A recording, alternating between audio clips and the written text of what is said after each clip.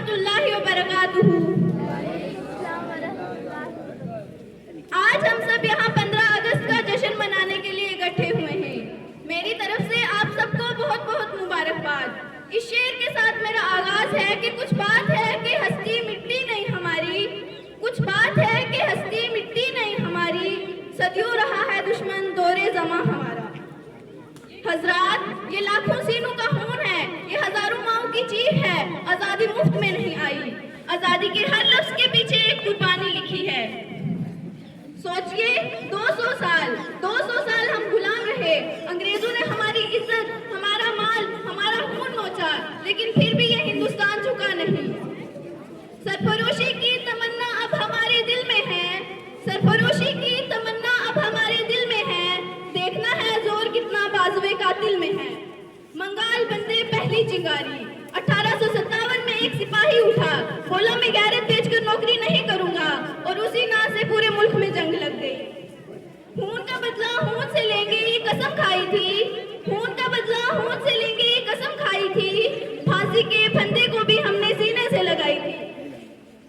झांसी की रानी शहरन बच्चे को पीठ पर बांधा, हाथ में तलवार ली और बोली मैं अपनी झांसी नहीं दूंगी।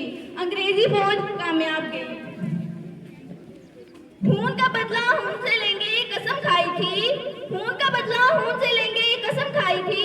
फांसी के फंदे को भी हमने सीने से लगाई थी।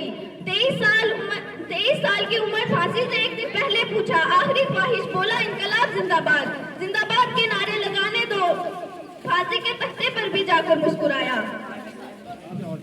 जिस दिन तो शहीद हुआ न जाने किस तरह तेरी माँ सोई होगी, जिस दिन तो शहीद हुआ न जाने किस तरह तेरी माँ सोई होगी। मैं तो बस इतना जानूं कि वो गोली भी तेरे सीने में उतरने से पहले रोई होगी। 15 अगस्त 1947 आधी रात झंडा लहराया, उसी रात ट्रेनें लाशों से भरी आई। माओ ने अपनी जिगरी सांस खोई, बहनों ने अपने भाई खोए, बीवियों ने अपने शोहर खोए, फिर भी तुम टूटे नहीं क्यों? अभी खून से खेली होली ऐसी मर्दों की रानी थी, खून से खेली होली ऐसी मर्दों की रानी थी। झांसी वाली रानी थी वो, झांसी की रानी थी। हमने सिर्फ एक मुल्क हासिल नहीं किया, बल्कि हजारों कुर्बानियों का लहू, लाखों माओं की दुआएं और करोड़ों ख्वाबों का घर पाया है। यही वो दिन है जब हमारा प्यारा मुल्क हिंदुस्तान गुलामी की जंजीरों से आजाद हुआ और आजादी की नई सुबह तुलू हुई। हजरात, आजादी की कदर वही जान सकता है जिसने गुलामी देखी हो। जब इंसान के फैसले दूसरों के हाथ में हो, जब उसकी मेहनत का फल कोई और ले जाए, जब उसकी जुबान पर पहरे हो, तब आजादी की कीमत समझ में आती है। और ये कहते हुए मुझे अफसोस होता है कि अब तो हमारा तिरंगा झंडा भी हमसे पूछने लगा कि क्या बात है भारत, अब मैं लहराने से ज्यादा कफन में दफनाने के काम क्यों आ रहा हूँ। हजरात, पर्दे तो उस दिन फट गए थे जब बूढ़ी माँ अपने चिकड़ों को देखकर बोली, साहब आप तो भर्ती में 1 इंच भी कम नहीं लेते, मैं आधा शरीर कैसे ले लूं।